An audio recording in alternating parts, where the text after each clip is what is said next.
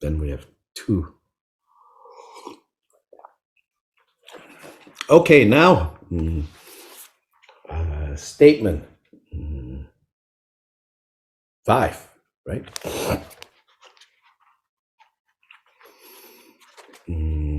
So statement 5 of chapter 3.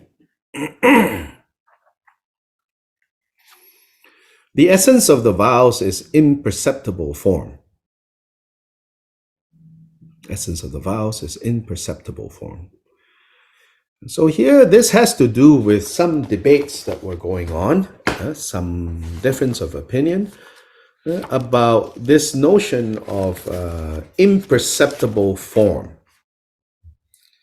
So I would admit, this particular Vajra statement, it's a little kind of like obscure in terms of the debate. What is at stake? What is it? What is at the heart of this? So the counter position, this big book provides that. Let me read from there. There are many who claim that the opinion or the position that the essence of the vows is the mind of abandonment together with its seed or its seed and so forth is correct. And there are many who claim that the position that the essence of the vows is the mind of abandonment together with its seed, that means its causes, that's the right view. Jigten Sungpan says, no, the essence of the vow is imperceptible form. So the prevailing, or this statement is said in response to those who say, what is most kind of at the essence level of these vows is the mind or the attitude or the heart or the desire of abandoning non-virtues. That is the essence.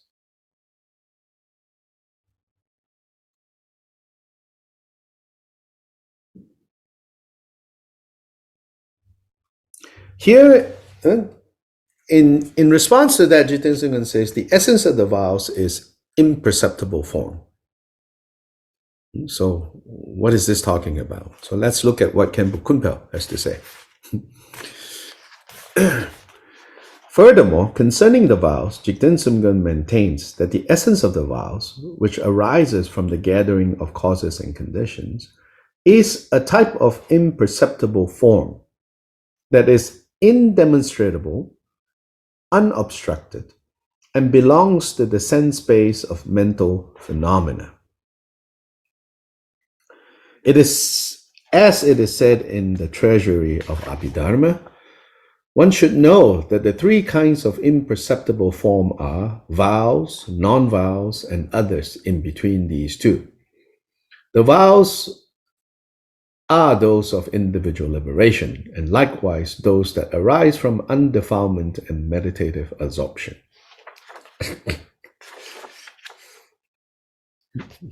Right? I mean, you read that and you go, oh, okay.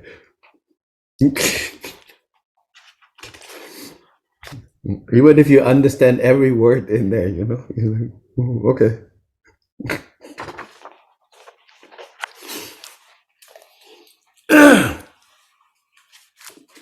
So now we have to take the big book out.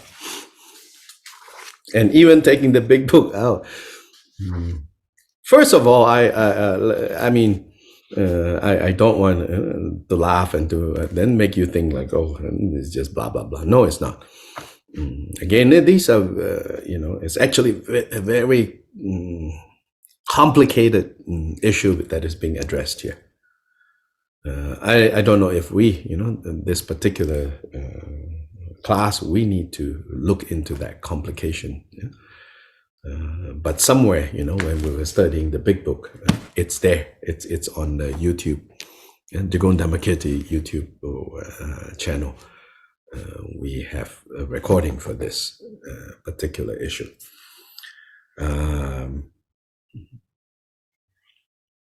But let me read to you here.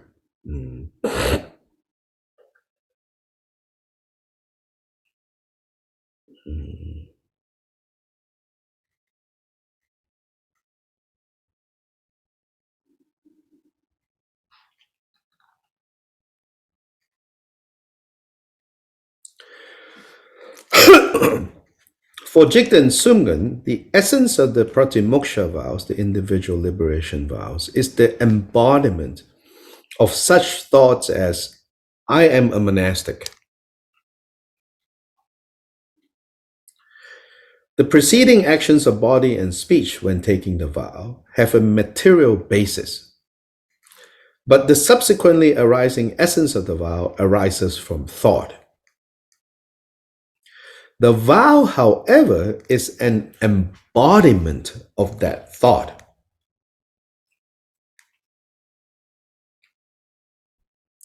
So the thought of, I am a monastic,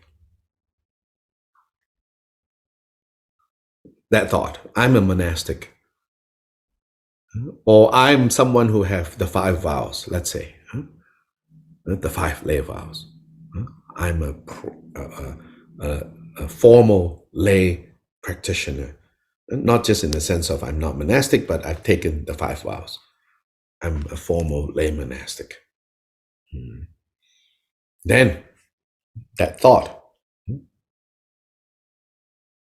in relation to that, what is the vow? The vow is actually a kind of form, the embodiment, meaning quite literally here, it's a type of body has been produced. Yeah. So the vow, however, is an embodiment of that thought, which is formed because it can be damaged.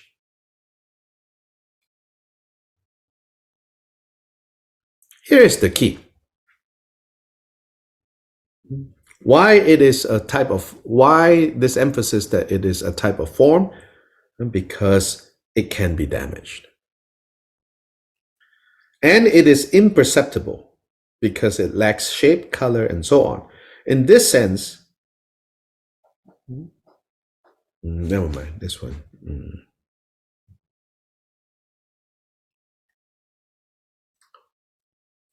So when these causes and conditions come together, the vows arise, and their essence is an imperceptible form. And the definition of form is capable of being damaged. And since opposing factors such as attachment and aversion can destroy the vows, this imperceptible form, the essence of this vow, can be damaged.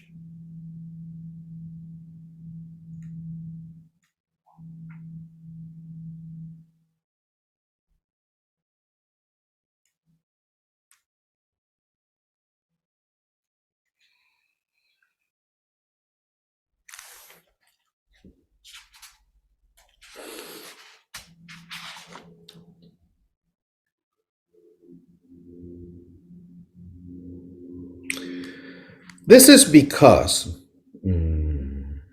there were people, the opposing view, so to say, says that once you have taken these vows,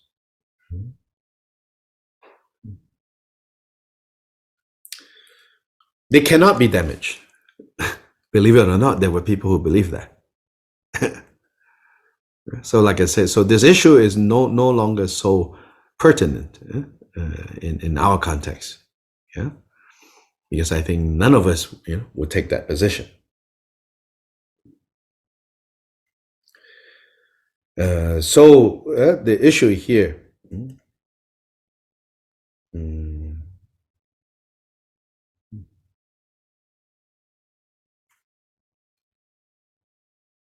And this part about imperceptible form,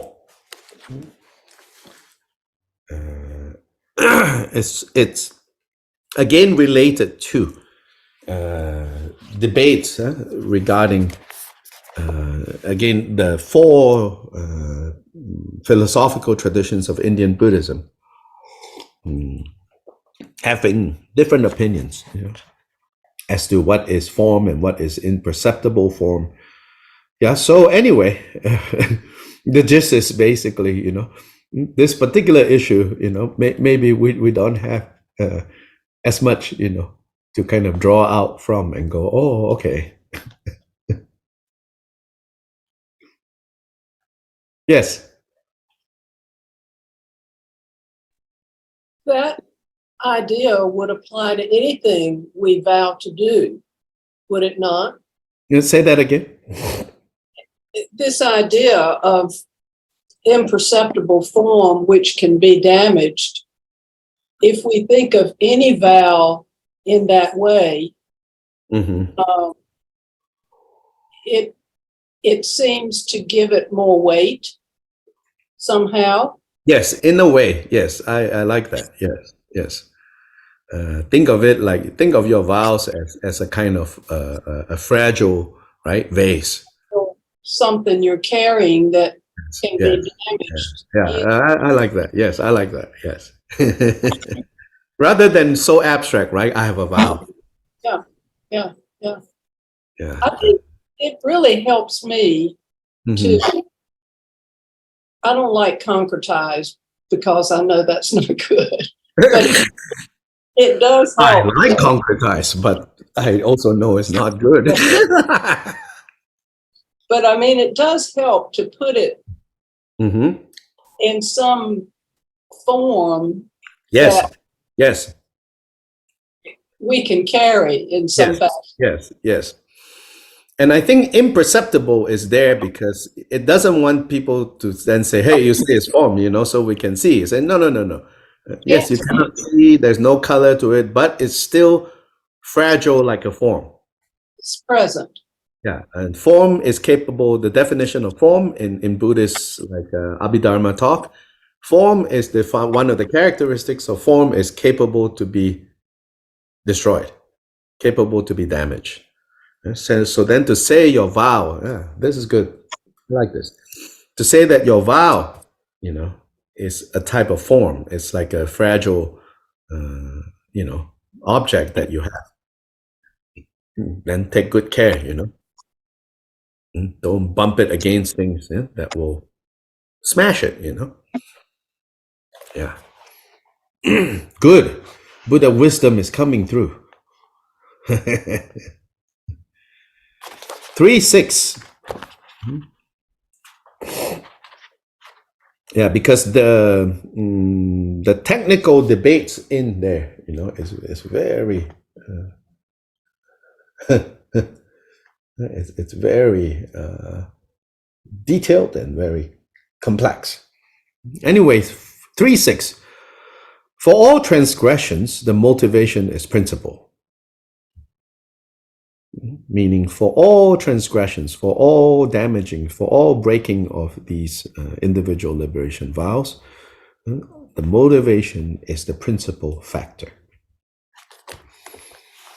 Concerning the adverse conditions for the vows, for all the transgressions that are to be abandoned, things that we should not do, motivation is the principal factor and not the object. So this has to do with discussions about, for example, it will say things like, this is the context. Let's say your intention, your motivation is to, I'll use a very serious,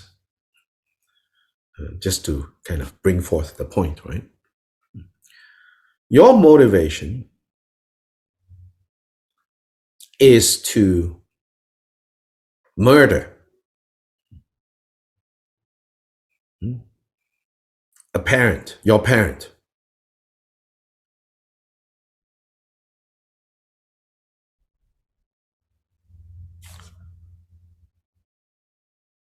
As you're carrying out that act,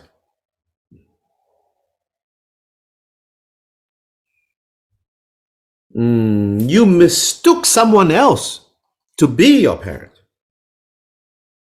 And you end up killing that person.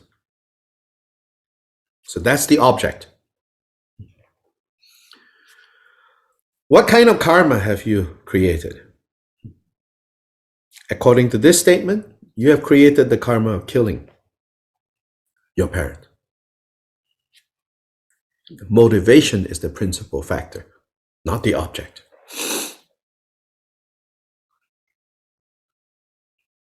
So this is what it's saying.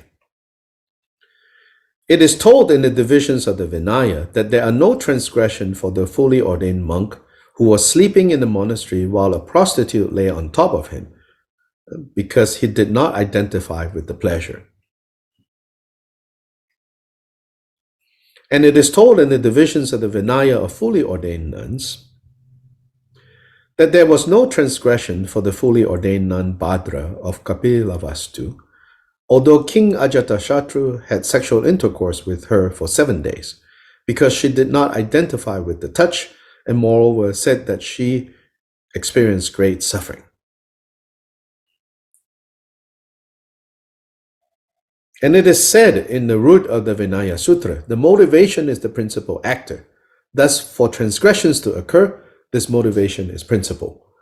And the reason is stated in the sutras. The mind precedes actions. The mind is quick, the mind is principal. Opening verse of the Dhammapada. Right? The mind is the determinant. Whether virtuous or non-virtuous actions, the mind accumulates them all. If it were not like this, and someone were to use the terminology of transgression and non-transgression for the other two of the three doors, the body and speech, this would be illogical because they are material. So basically here, the point is, it's our motivation that determines the karmic quality of the actions that we do.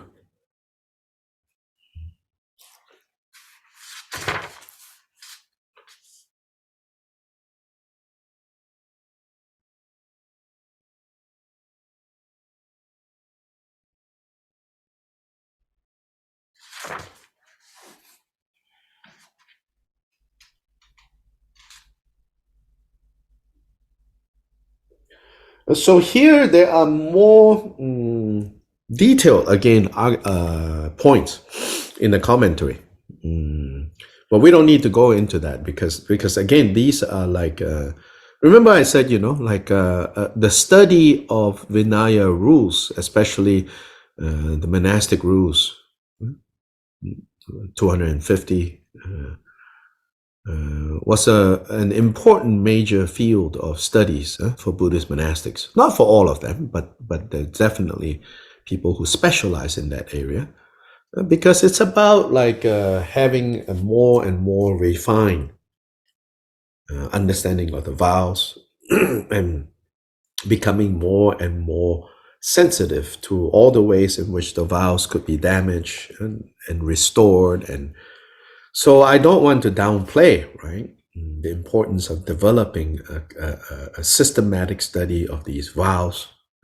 So some of these statements that Kyopo Rinpoche is stating is in response to these communities of monks that are specializing in these studies. And sometimes I think the tendency is that when these debates become more and more fine and more detailed and more text-based, it can go in certain directions where the experiential side is lost. Kind of the practical point becomes kind of lost in a jungle of of debate and study. Like we have this expression in English, you saw the trees, but you lost the forest, So often, Jigten Sumgun wants to say, hey, don't lose the forest.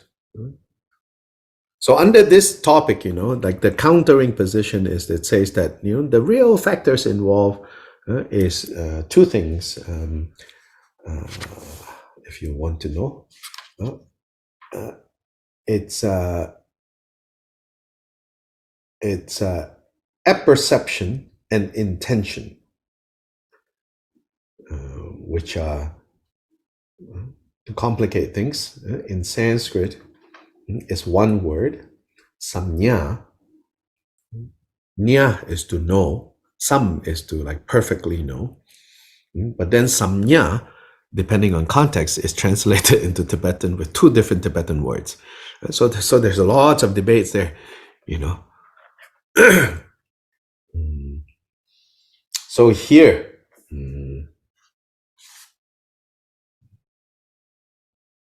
Kyopa Rinpoche kind of takes this out of the very, I think, like debate until you lose what is going on here, and say that your motivation is what principally determines the karmic quality of your actions.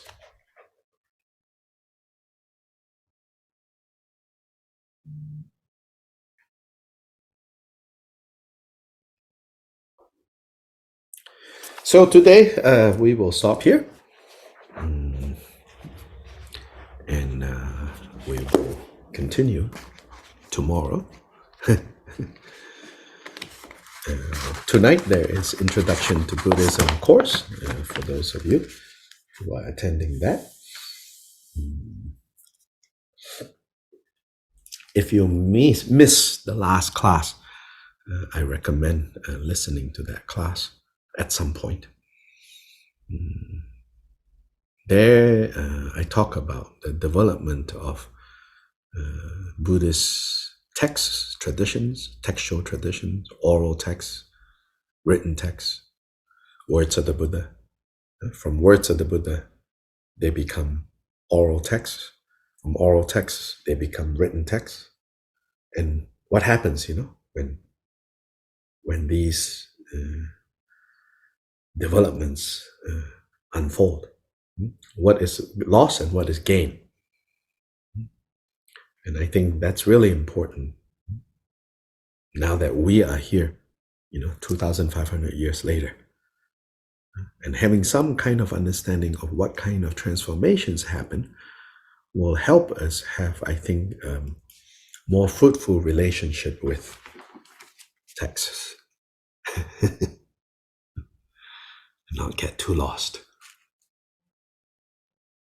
We have a further burden in the Western intellectual tradition, even among like Catholic cultures. Very much so, we have been influenced by what's known as the Protestant textual culture. The Protestant Reformation is not just a religious movement, it has secular implications. And part of that secular implication is the emphasis on relying on the book, which in the Protestant Reformation context is the Bible, the Word of God. Relying on the book. Not once, but as a consequence of relying on the book, then people started to really the book, the words, So there's a certain, it's a very complex topic, I'm not qualified to talk about this particular dynamic in Western intellectual tradition, but I can see its influence. So we have a double burden. So, but I feel that it's helpful for us to understand this point.